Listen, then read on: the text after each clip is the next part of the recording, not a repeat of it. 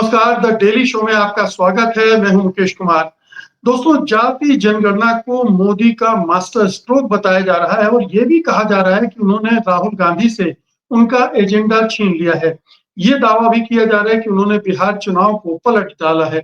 लेकिन कांग्रेस इस प्रचार का खंडन करते हुए कह रही है कि ये तो राहुल की जीत है, क्योंकि उन्होंने मोदी को अपने एजेंडे पर अमल करने के लिए विवश कर दिया, मजबूर कर दिया। जाहिर है कि अब लड़ाई इस बात की है कि इसका श्रेय किसको मिलेगा।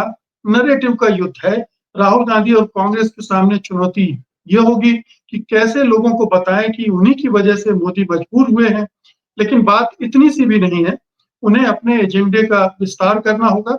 हालांकि उन्होंने आरक्षण की सीमा बढ़ाने और प्राइवेट सेक्टर में भी लागू करने की मांग करके इसकी शुरुआत कर डाली है। कल यानी शुक्रवार को सीडब्ल्यूसी की मीटिंग भी बुला ली गई है इस सब पर विचार करने के लिए।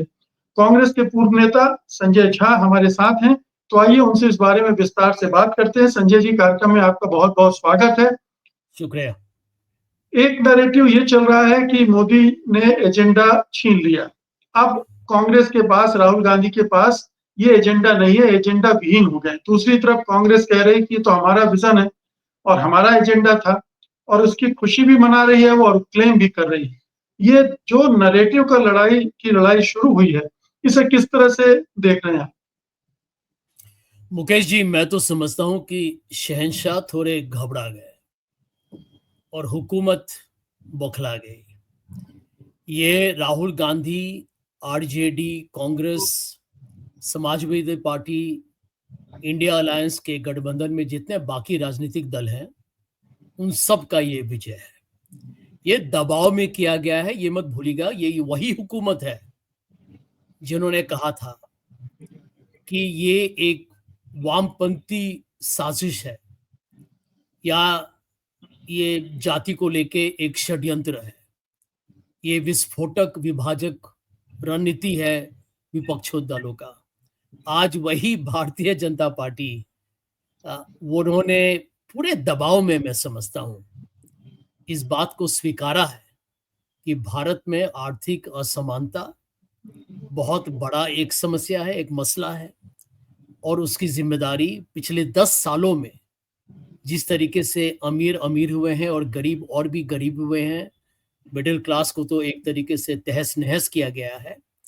उसका समाधान यदि आपको ढूंढना है, और यदि जिस तरीके से 85% के नीचे, मैं समझता हूं कि 85% जहां पर भारत की जनसंख्या में ओबीसीज हो, दलित्स हो, आदिवासीज हो, यदि सरकार की योजनाएं का उपलब्धि उनको नहीं मिलेगा और सिर्फ A1 और A2 को मिलेगा, तब तो भैया देश में एक बहुत बड़ा एक परेशानी का सामना करना पड़ेगा, आज भी और भविष्य में भी।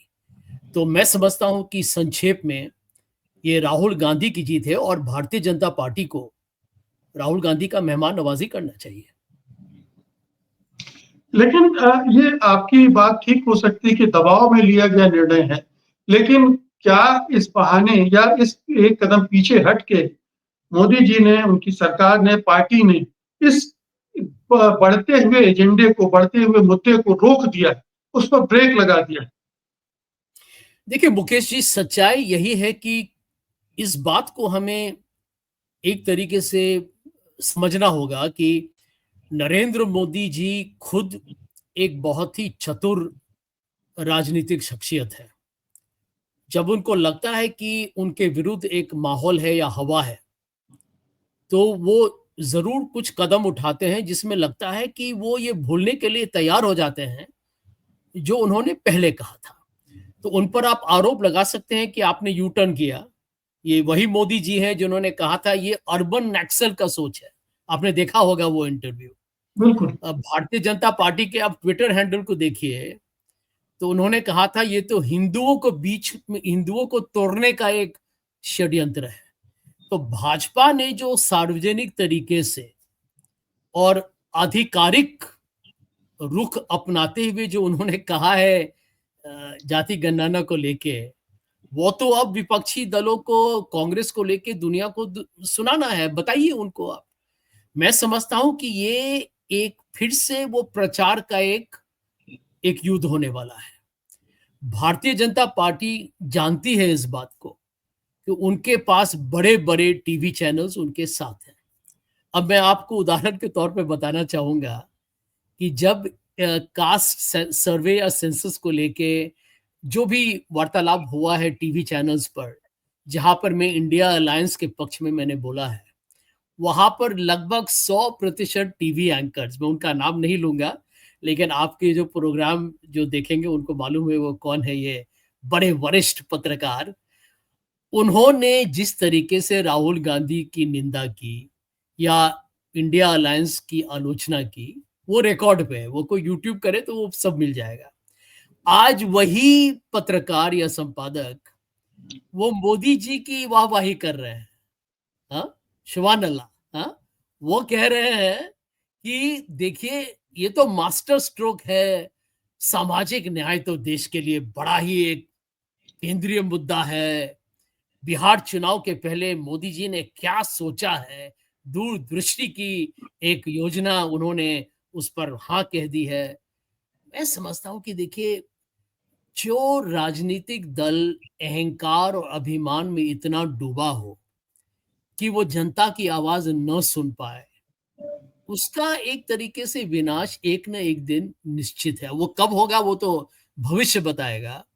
लेकिन मैं समझता हूँ कि भाजपा अपने ही ये जो राजनीतिक खेल में फंस चुकी है, क्योंकि जो भी उनके नेता हैं, जब आपको याद है मोदी जी ने कहा था चुनाव के दौर पे कि ये तो आपकी संपत्ति ले जाएंगे, ये तो मंगलसूत्र भी आपके छीन लेंगे। वो सब दुनिया ने सुना है, दुनिया ने 10 बार सुना है। और मैं समझता हूँ कि कांग्रेस पार्टी, राहुल गांधी जी अभी और विपक्षी दल, बिहार का चुनाव ही नहीं तो ये तो बहुत ही मैं समझता हूँ कि एक जिसको कहते हैं कि एक फंडामेंटल चेंज है ये। ये प्रणाली या ढांचा, ये प्रक्रिया सब कुछ बदल रहा है एक साथ। क्योंकि इससे कैसे सरकार खर्च करेगा, इन सब चीज़ों पर इसका असर आएगा। तो मैं समझता हूँ कि विपक्षी दल को इस पर आलसी नहीं होनी चाहिए।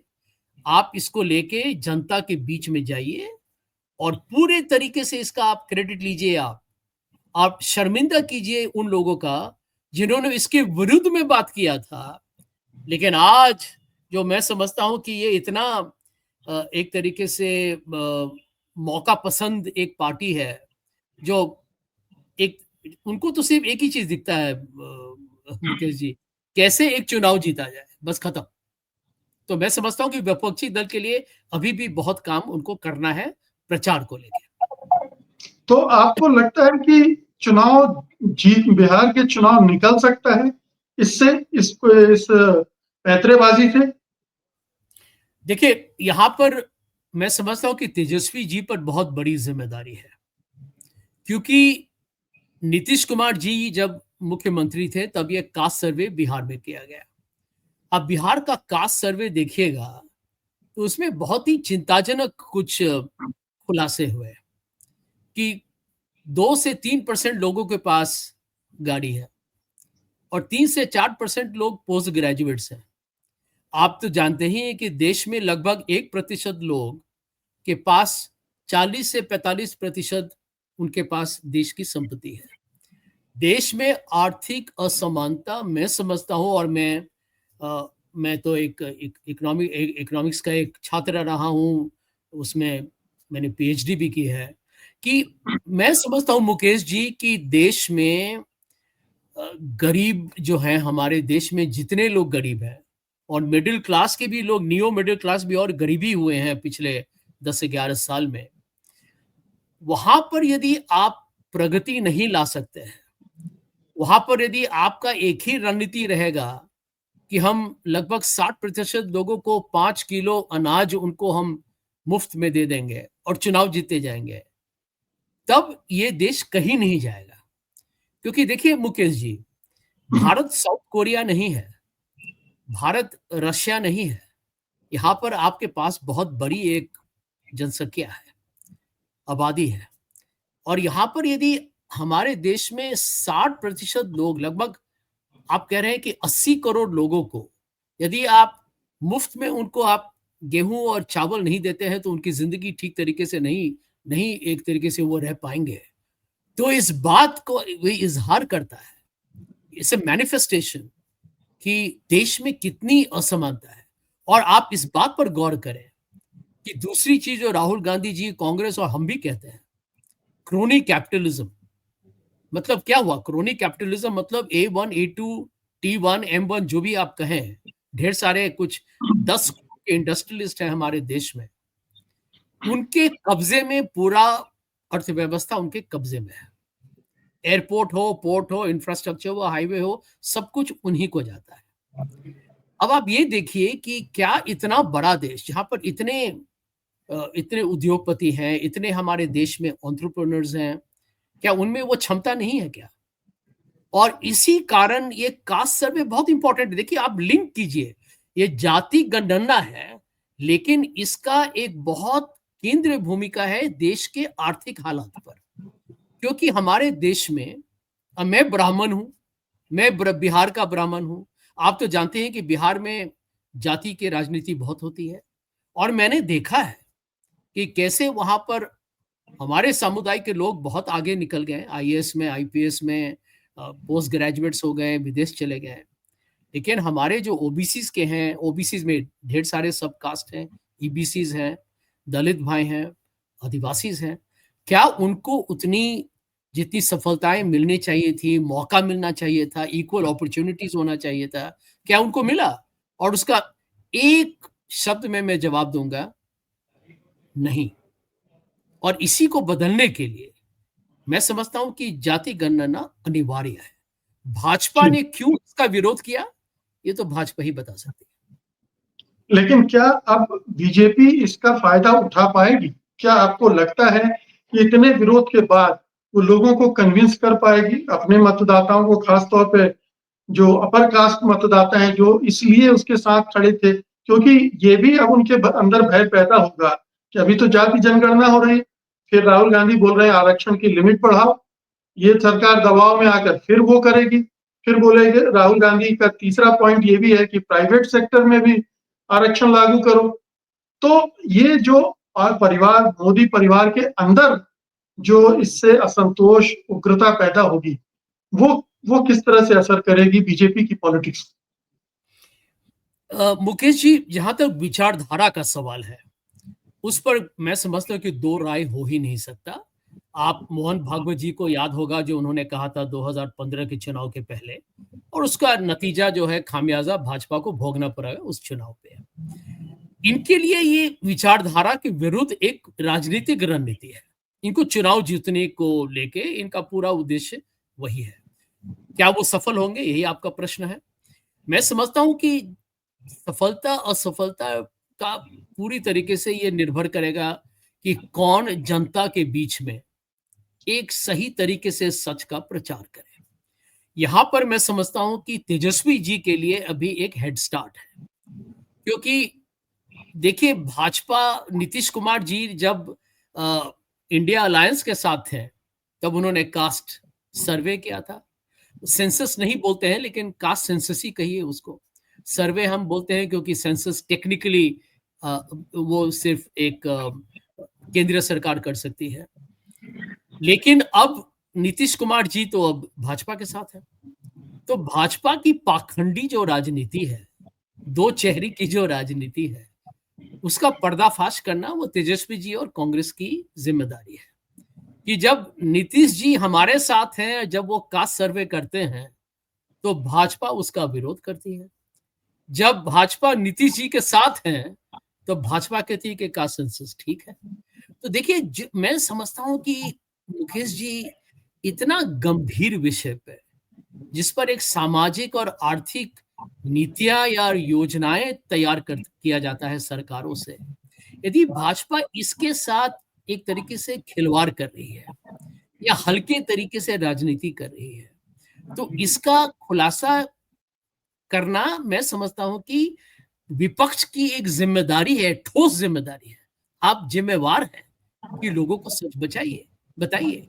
लेकिन मैं ये भी कहना चाहूंगा कि बड़ा चुनौती होगा, क्योंकि झूठ फैलाना भाजपा का एक तरीके से डीएनए है। Social media, WhatsApp university, TV channel, अंग्रेजी हो, हिंदी हो, ढेर सारे भाषाओं में, वो तो सबको अपने पॉकेट में खरीद के रखे हुए हैं। पॉकेट में नहीं खरीदे हैं तो दबाव में लोग करते हैं, या हो सकता है कि ये लोग का विचारधारा भी वही है। तो जनता के सामने सच नहीं पहुंच रहा है। लेकिन एक तो थोड़ा-सा जो मैं आशावादी हूँ, जो उम्मीद है वो आप लोगों के कारण है। देखिए, जो लोग यूट्यूब में जो लोग अपने तरीके से प्रजातंत्र को बचाने के लिए जो लड़ रहे हैं, आज आपका जो विश्वसनीयता है सत्य हिंदी का या 4 पीएम का या ढेर सारे रवीश जी का, अभिषाट शर्मा का, दीपक शर्मा जी का, आप लोगों का ज़्यादा विश्वसनीयता है मेनस्ट्रीम चैनल से। तो चाहे आपको लगे या ना लगे, लोग जी। टीवी चैनल देखने के बाद यूट्यूब भी देखते हैं कि यू टीवी चैनल तो देख लिया मनोरंजन के लिए। बॉलीवुड का एक कहानी हमने देखा आज वहाँ पे, मारपीट हुआ है, डुसम-डुसम हुआ है। लेकिन सच जाने के लिए वो मुकेश जी का प्रोग्राम जिसमें जहाँ संवेदनशीलता से लोग बातचीत करते हैं, लोग उसी पर विश्वास करते हैं। तो मैं समझता हूँ कि खेल शुरू हुआ है, लेकिन अभी भी ये बात मैं आपके साथ इत्तेफ़ाक रखूँगा कि खेल खत्म नहीं हुआ है। भाजपा पूरी तरीके से कोशिश करेगी कि वो फिर मोदी जी को लेके वाहवाही करेंगे। लेकिन यहाँ पर राहुल गांधी को जीतना बहुत ज़रूरी है। क्या आप इस बात से सहमत हैं कि मोदी जी ने राहुल का या कांग्रेस का एजेंडा छीन लिया है? क्या ये संभव है? जिस एजेंडे को राहुल गांधी पिछले 1.5-2 साल से लगातार उठाए रखे, बल्कि उनका मज़ाक तक बनाया जाने लगा था, उनका उपहास हो रहा था कि इस आदमी के पास और कुछ बात करने के लिए है ही नहीं, बस सिंगल पॉइंट एजेंडा लेकर चल रहा है। आज उस सिंगल पॉइंट एजेंडा की जीत हो गई है, तो क्या वो छीना जा सकता है वो?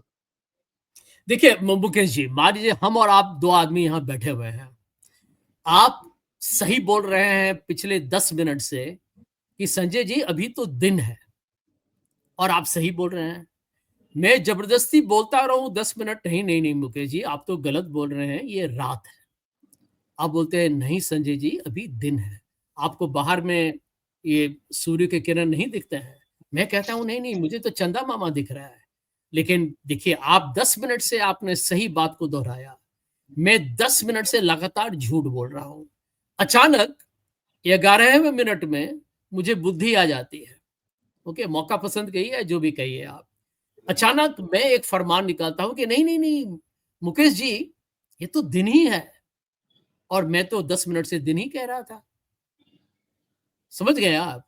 तो लोग यही समझेंगे कि अच्छा, ये 10 मिनट से लगातार संजय झा बेहुदा या बेतुका बात कर रहे हैं, और अचानक इनको लग गया, ये बत्ती जल गई इनके दिमाग में कि ये अभी अब मुकेश जी के साथ पूरी तरीके से ये एक तरीके से इत्तेफाक रख रहे हैं। मैं समझता हूँ कि दुनिया इस बात को समझती है, क्योंकि सच सच होता है, झूठ झूठ होता है। और अंत में यदि अचानक ये सरकार की तरफ से ये फरमान आ ही गया कि कास्ट सेंसस करेंगे, सामाजिक न्याय एक बहुत ही बड़ा एक मुद्दा है, एक मसला है, और हमें इस बात को समझना चाहिए कि देश में प्रगति होना चाहिए, सब लोगों को हमें आगे बढ़ाना है। वाह वाह! आपने देखा होगा कि कैसे उनके ढेर सारे नेता लोग संसद में, वित्त मंत्री भी हंस रही थी जब राहुल गांधी भाषण दे रहे थे कास्ट सर्वे पर लेकर। मोदी जी की जितनी कम कहा जाए उतना कम होगा, क्योंकि उन्होंने तो मंगलसूत्र से लेके क्या-क्या नहीं कहा, भैंस चोरी कर लेंगे क्या-क्या नहीं कहा उन्होंने। तो मैं समझता हूँ कि दुनिया समझती है, लेकिन फिर भी लोगों को जो कहते हैं टोपी पहनाने में तो भाजपा बिल्कुल नंबर 1 है। और यदि भाजपा के दिमाग में यदि मोदी जी कहेंगे अभी दिन है, तो सब लोग कहेंगे दिन है। तो ये तो उनका एक नज़रिया है, लेकिन हमें फिर भी मेहनत करना पड़ेगा, इसमें कोई दो राय नहीं है। क्या आपको डाउट होता है कि घोषणा तो हो गई है, लेकिन शायद इस पे अमल ना करें या अमल उस तरह से ना करें जिस तरह से करना चाहिए? ये कांग्रेस ने भी ये शक ज़ाहिर किया है और पूरी टाइमलाइन भी माँगी है, और राहुल गांधी ने तो तेलंगाना मॉडल को अडॉप्ट करने की बात भी कही है। आपको क्या हुँ। लगता है?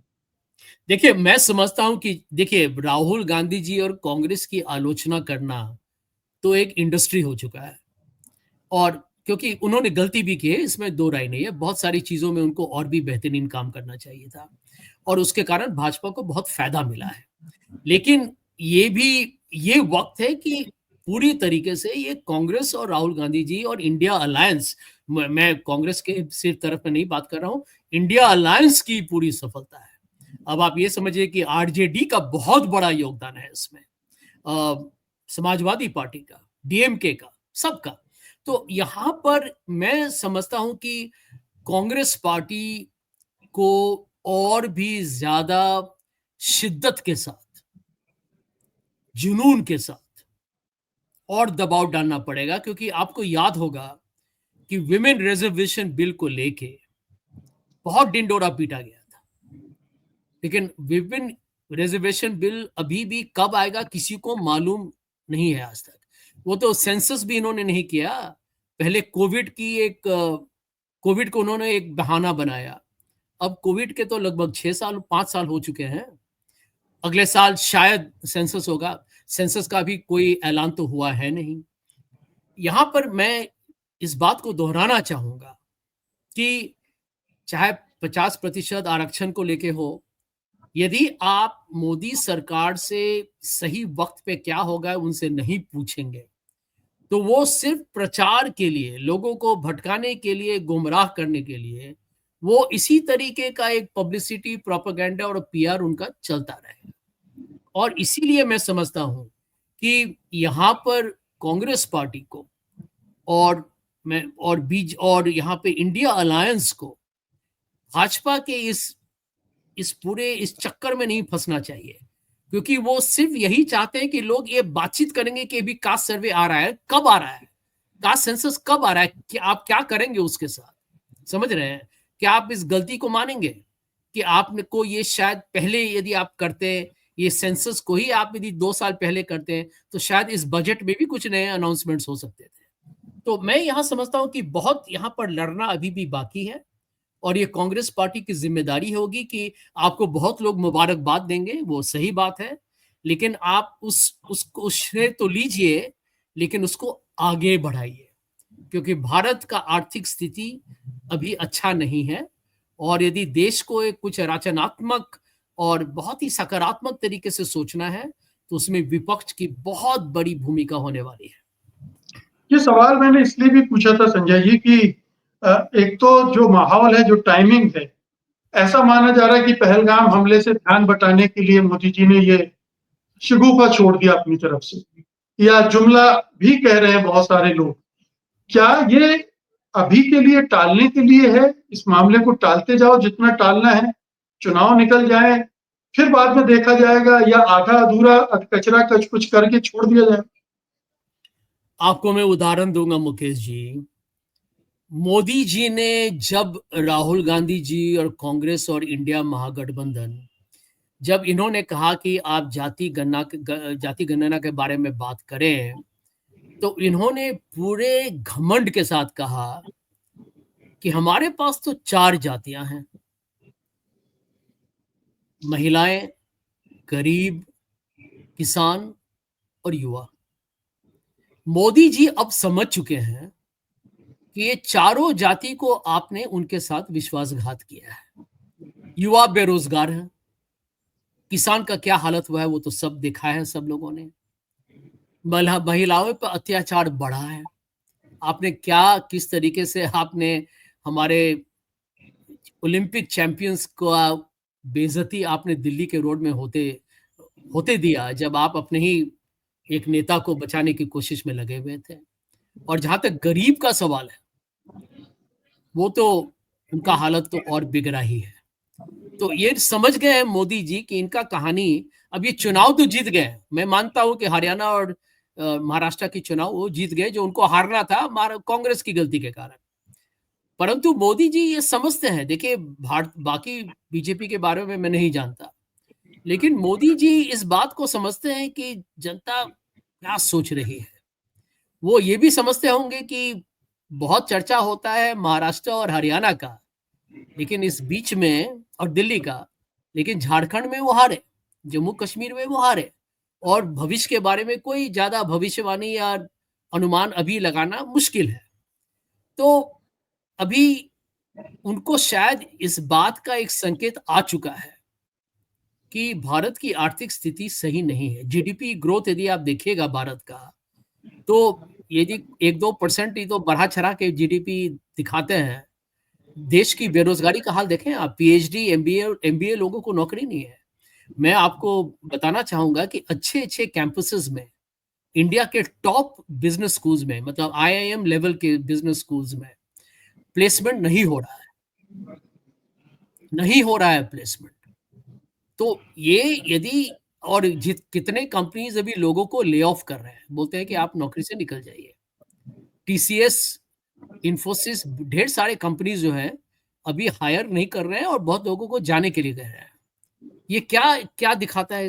ये इस बात का मिसाल है कि देश में आर्थिक स्थिति बहुत ही नाजुक है और यहाँ पर यदि पढ़े लिखे लोग, जो फॉरवर्ड कास्ट के लोग हैं ज्यादा करके, यदि उनका ये हाल है, मिडिल क्लास में जो ज्यादा करके लोग फॉरवर्ड कास्ट के ही हैं, लेकिन यदि ये हाल है तो आप सोच लीजिए ओबीसी का, दलित दलित भाइयों का और आदिवासी का क्या हाल होगा। और जहां ये तो अभी हम आर्थिक हाल की बात कर रहे हैं, हम उन दर्दनाक हादसों के बारे में बात भी नहीं करेंगे, जहां जो आप तो जानते ही हैं मुकेश जी, कैसे आज तक अत्याचार, हिंसा दलित भाइयों पर कितना ऊपरी आसमान तक पहुंच चुका है। तो ऐसे हालात में मोदी सरकार ने इस बात को स्वीकार किया है कि राहुल गांधी जी और कांग्रेस और विपक्ष जो कह रही थी वो सही है। अब उनको इसमें राजनीतिक फल तो उनको चाहिए जरूर, वो पूरी कोशिश करेंगे कि लोगों को कहें ये तो हमने निर्णय लिया है, लेकिन यहाँ पर विपक्षी दल का भी ये जिम्मेदारी है कि बताएं कि देखिए हुकूमत में तो वो है, तो निर्णय तो उनके हाथ में है। लेकिन यदि हम उन पर दबाव नहीं डालते, यदि हम लगातार, चाहे हमारे विरुद्ध जितने भी इन्होंने आरोप लगाए, हमारे विरुद्ध इन्होंने जैसी भी भाषा का प्रयोग किया, अब शब्द कहा उन्होंने, फिर भी हम अपने दृढ़ निश्चय से हटे नहीं।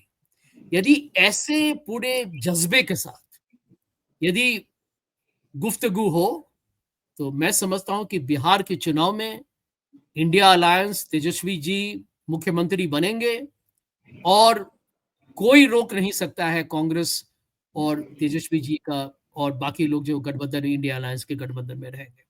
लेकिन यहाँ पर एक सेकंड भी आप भाजपा को मौका न दें कि वो नैरेटिव को हाईजैक कर ले। उनका देखिए, भाजपा कोई भी बातचीत हो, नजरिया हो, उसका एक तरीके से वो अपहरण करके और बड़े मीडिया के चैनल और सोशल मीडिया से लोगों को बम्बार्ड कर देते हैं। और ये यदि आपका चुनौती है और आप जानते हैं, तो फिर मैं पूरी तरीके से उम्मीद करूंगा कि तेजस्वी जी और कांग्रेस पार्टी और ढेर सारे जो इंडिया अलायंस के गठबंधन है, वो इस बात को लेकर आगे जाए कि देश का जो ये मुद्दे हैं उस पर India alliance is ready to fight and ready to win. मेरा आखिरी सवाल है कि जब मंडल कमीशन की रिपोर्ट लागू की गई थी, सिफारिशें लागू की गई थी, तो वो एक गेम चेंजर साबित हुआ था भारतीय राजनीति। क्या इसे उसी तरह का मंडल 2 माना जा सकता है कि ये एक भारतीय राजनीति को बिल्कुल उलट-पुलट देने वाला कदम साबित होने वाला है? ये ऐतिहासिक है। अगर ठीक ढंग से इम्प्लीमेंट होता है, तो भारत की राजनीति और आर्थिक परिस्थिति की बात आपने की भी है, वो भी बदलेगी। बिल्कुल।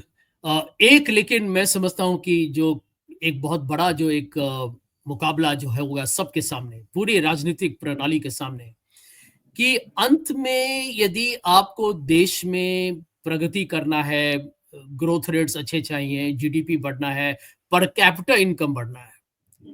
देखिए, पर कैपिटा इनकम में भारत G20 में सबसे नीचे है, नंबर 20, और हम यहाँ पर 5 ट्रिलियन की बात करते हैं। जो 5 ट्रिलियन कब होगा ये किसी को मालूम नहीं, ये तो 2022 में होना था, 2024 में होना था, अब 2025 हो चुका है।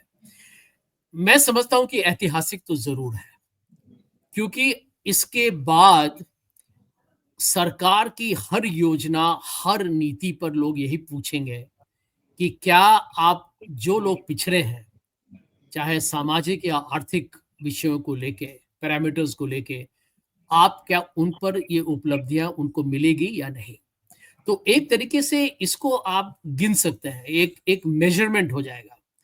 और इसीलिए हर हर मैं समझता हूं कि हर राज्य के कारण केंद्रीय सरकार पर तो जरूर एक बहुत बड़ा एक वो उत्तरदायित्व हो जाएंगे कि उनको बताना पड़ेगा कि how am I uplifting those जो जिनको सहायता चाहिए, क्या आप उनकी जिंदगी बदल रहे हैं या नहीं।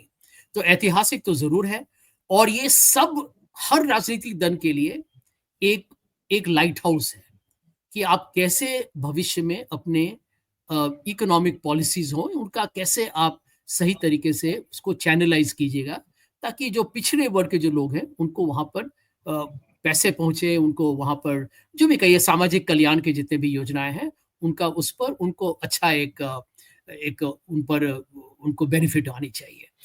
तो अंत में मैं यही कहूंगा कि मुकेश जी, एक सवाल ऐतिहासिक है कि क्या ये कम्युनल पॉलिटिक्स के लिए भी एक उस पर भी एक प्रहार होगा, क्योंकि हम अक्सर मंडल कमंडल को आपस में टकराते देखते हैं। ये एक फिर से वो फेज है जहां पर कमंडल हावी हो रहा था, अब ये नया आ गया है, तो कमंडल के लिए मुश्किलें खड़ी होगी। देखिए, मैं तो ये कहूंगा कि यदि एक कारण है जिसके विरुद्ध में बीजेपी खड़ी थी इतने दिन तक कास्ट सेंसस को लेके, क्योंकि उनको लगा कि उनका जो हिंदुत्व जो एक पूरा जो विचारधारा है और उनका हिंदुत्व जिससे जिसके बल पर वो चुनाव जीते हैं, क्या वो उनका जो कैंपेन है वो कमजोर नहीं हो जाएगा क्योंकि ये कास्ट सेंसस के कारण। मैं समझता हूं कि भारत के हर वर्ग के लोग इस बात को समझते हैं कि प्रचार चाहे जितना भी हो जाए, अंत में रोटी कपड़ा मकान बिजली सड़क पानी, क्या क्या आप सुरक्षित हैं या नहीं, क्या हमारे समाज में भाईचारा है या नहीं, क्या महंगाई कम हुई है या नहीं, क्या भ्रष्टाचार हट रहा है या नहीं, क्या काला धन वापस आ रहा है या नहीं, यही केंद्रीय मुद्दे हैं। जब लोग मजहब की सियासत करते हैं जिसमें भाजपा नंबर 1 है, धार्मिक ध्रुवीकरण जो करते हैं, अब उनके लिए बहुत बड़ा एक चुनौती हो जाएगा, क्योंकि यहाँ सब लोग समझ पाएंगे कि हमारे जो हिंदू वर्ग ही के हमारे जो 50 भारत के लगभग 80% लोग हम लोग हिंदू हैं, ठीक है ना। और यहाँ पर यदि 80% के लोग ये देखेंगे कि बाप रे 11 साल से यहाँ पर हम हिंदू मुस्लिम की हम एक राजनीतिक भाषा सुन रहे हैं, और यहाँ पर हमारी जिंदगी में तो कुछ बदलाव नहीं आया भाई। हाँ, हमारे यहाँ ना घर बदला, ना पानी आया, न न न हमारी नौकरी मिली, महंगाई के कारण तो हमारी धज्जियां उड़ गई, और यहाँ पर हमको 5 किलो हमें अनाज दिया गया है, कहा कि यार बीजेपी को वोट कर लो। तो आपने सही प्रश्न पूछा है मुकेश जी, और इसी कारण भाजपा ने इसको आज तक इसका विरोध किया है, लेकिन अब उनको भी सच का सामना करना पड़ा है। जैसे लोग कहते हैं ना, अंत में आईना सबको देखना ही पड़ता है, चाहे वो गरीब से गरीब किसान ना हो या चाहे वो शहंशाह हो। बहुत बहुत शुक्रिया संजय जी, आज की इस बातचीत के लिए धन्यवाद आपका। नमस्कार। शुक्रिया गुजार हूँ आपका।